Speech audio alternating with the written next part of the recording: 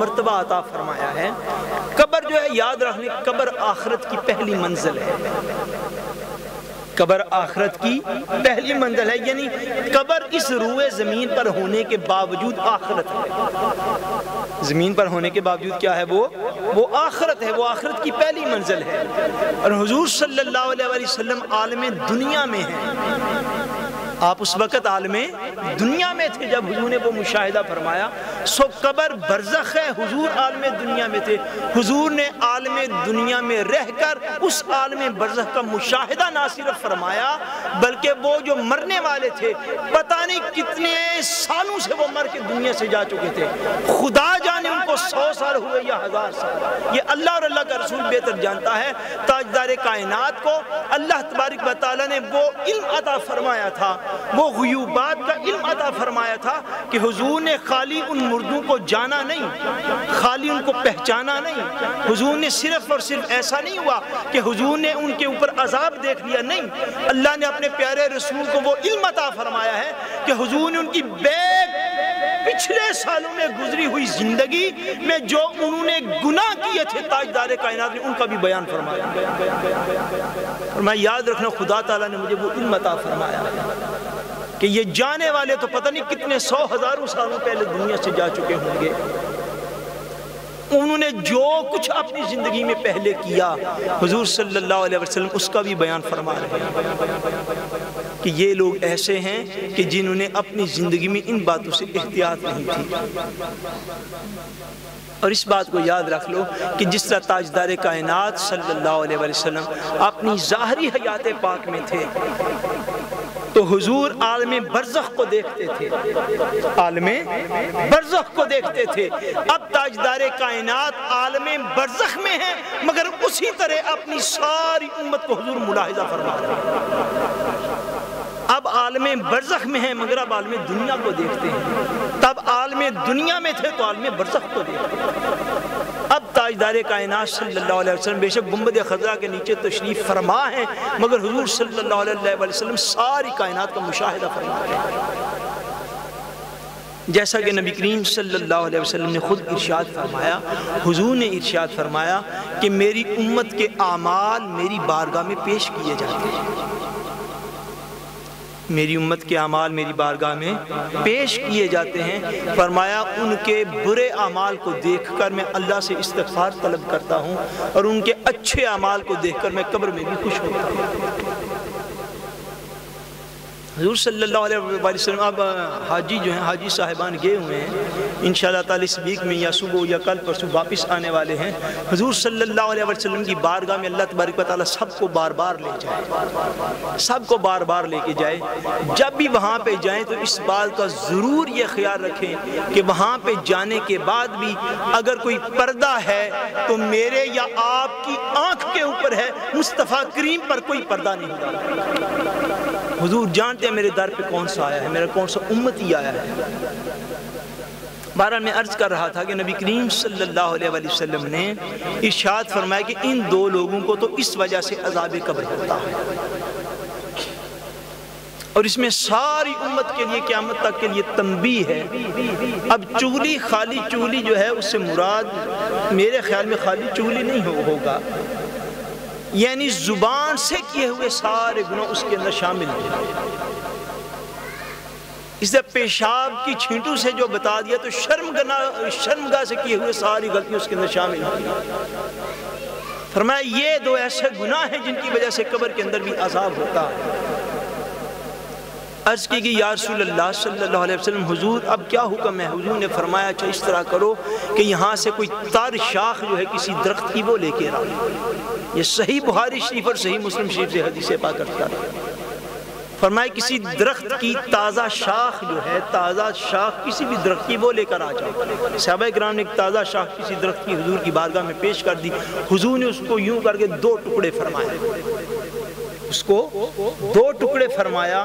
ایک ٹکڑا تاجدار کائنات نے ایک کی قبر کے اوپر لگایا، اپنے دستے مبارک سے ایک ٹکڑا دوسرے کی قبر کے اوپر رکھا، حضور نے ارشاد فرمایا جتنی دیر تک یہ جو درخت کی شاخیں ہیں جتنی دیر تک یہ ہری بری رہیں گی اتنی دیر تک اللہ تبارک و تعالی ان کے عذاب میں کمی فرماتا رہے۔ یہ ہے ایصال ثواب۔ یہ کیا ہے؟ یہ ایصال ثواب۔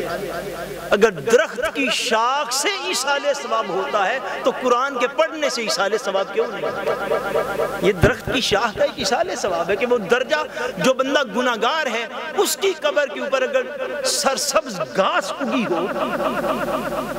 کوئی بھی درخت ہو، اس کی کوئی شاخ ہو مگر ہو سرسبز، اگر وہ سرسبز ہوگی تو اس کے سرسبز ہونے میں حضور صلی اللہ علیہ وسلم نے یہ فرما دیا کہ وہ سرسبز ہے، جتنی دیر تک سرسبز رہے گی اللہ تبارک و تعالیٰ اس کے عذاب میں تخفیف رکھے گا، اس کے عذاب میں کمی ہوتی رہے گی۔ سو اگر گناہگار کی درخت کے اوپر پھول چڑھا دیے جائیں، اس کی درخت کے اوپر کوئی تر شاخ جو ہے وہ رکھ دی جائے، اس کی قبر کے اوپر جو ہے وہ گھاس اگ آئے، آپ کو پتہ ہے ہمارے فقہی مسائل کے اندر یہ چیز شامل ہے کہ اگر قبر کے باہر اگر لگا دیے جائے کوئی بھی چیز، اینٹوں کی قسم میں سے، مرمر کی قسم میں سے، قبر کے اوپر اگر باہر سے اس کو لگا دیا جائے، یاد رکھیے گا قبر کے اندر پکی اینٹ بھی لگانے کی اجازت نہیں ہوتی۔ قبر کے اندر پکی اینٹ جو ہے جو آگ سے بنی ہو اس کو لگانے کی اجازت نہیں ہوتی، باہر کی طرف آپ لگا سکتے ہیں، مگر اس میں بھی فقہاء نے فرمایا کہ قبر کو اگر باہر سے بنا بھی دیا جائے تو پھر بھی درمیانہ حصہ جو ہے قبر کا، اس کی وہ جو کچی مٹی ہے اس کو ہمیشہ جو ہے وہ کور نہ کیا جائے، اس کو اوپن رکھا جائے، درمیان سے سائیڈوں سے بنا دیا جائے، درمیان سے اوپن رکھا جائے تاکہ اس مٹی کے اوپر کسی نہ کسی صورت میں گھاس جو ہے وہ اگتی رہے، اس کے اوپر پھول ڈالے جاتے رہیں، اس کے اوپر درخت کی شاخیں رکھی جاتی رہیں، چونکہ یہ سنت سے ثابت ہو گیا حضور صلی اللہ علیہ وسلم کا عمل مبارک کہ اگر کوئی تازہ سرسبز شاخ قبر کے اوپر ہوگی تو جتنی دیر تک وہ سرسبز رہے گی اللہ تبارک و تعالیٰ عذاب میں کمی فرمائے گا، اور اگر صاحب قبر جو ہے وہ پہلے سے ہی عذاب سے بچا ہوا ہے تو اللہ تبارک و تعالیٰ اس کے درجات کو بلند فرماتا رہے گا،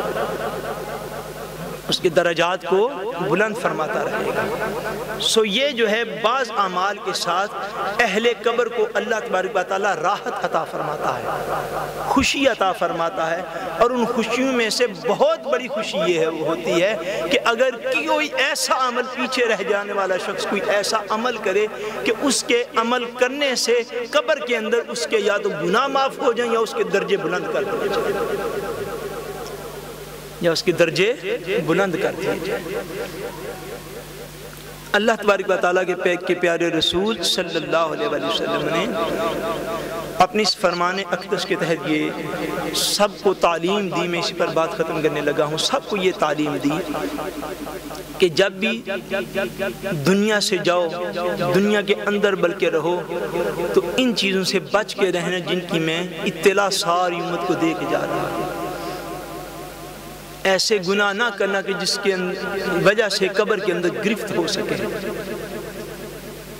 اور جتنی دیر دنیا میں زندہ رہنا اپنی قبر اور حشر کو یاد کر کے زندہ رہنا، اس لیے کہ دنیا کی بے ثباتی اتنی ہے، دنیا کا فانی ہونا اتنا ہے کہ اس دنیا میں جن لوگوں کی خاطر تو اللہ تبارک و تعالیٰ کی نافرمانی بھی کر گزرتا ہے، ان لوگوں میں سے کوئی بھی بندہ تیرے ساتھ قبر میں نہیں اترتا۔ لوگوں کی زمینوں کے اوپر قبضے کر لیتے ہیں، لوگ حرام مال کماتے ہیں، حرام مال اپنی اولادوں کو کھلاتے ہیں، لوگ لوگوں کو جائیدادوں کی خاطر قتل تک کر ڈالتے ہیں، لوگ چگلیاں کر کے دو بھائیوں کو لڑا دیتے ہیں آپس کے اندر صرف دنیا داری کے حصول کے لیے، سارا کچھ ہم لوگ کر رہے ہیں۔ کیا وجہ کیا ہے؟ وجہ حقیقتاً یہ ہے کہ ہم نے جو قیامت کے اوپر یقین ہم نے کر رکھا ہے وہ شاید ہمارے دل میں نہیں اترا، خالی زبان وہ یقین ہمارے اندر نہیں آتا۔ ہم جنازے کو کندھا دیکھ کر بھی یہ سمجھے ہوئے ہیں شاید یہی مرا ہے، پتہ نہیں ہماری باری آئے یا نہ ہی آئے، شاید ہمارا عمل یہ بتاتا ہے کہ ہم یہ سمجھتے ہیں۔ زندگی سے زیادہ ناقابل اعتبار کوئی چیز نہیں۔ ہر چیز کی ایک گارنٹی ہے۔ آپ جاتے ہیں کوئی چیز بازار سے لینے کے تو آپ پوچھتے اس کی کتنے سال کی گارنٹی ہے، تو ہمیں کبھی یہ تو خیال نہیں ہے اس سے چیز کی تو گارنٹی پوچھ رہے، ہماری اپنی گارنٹی کیا ہے؟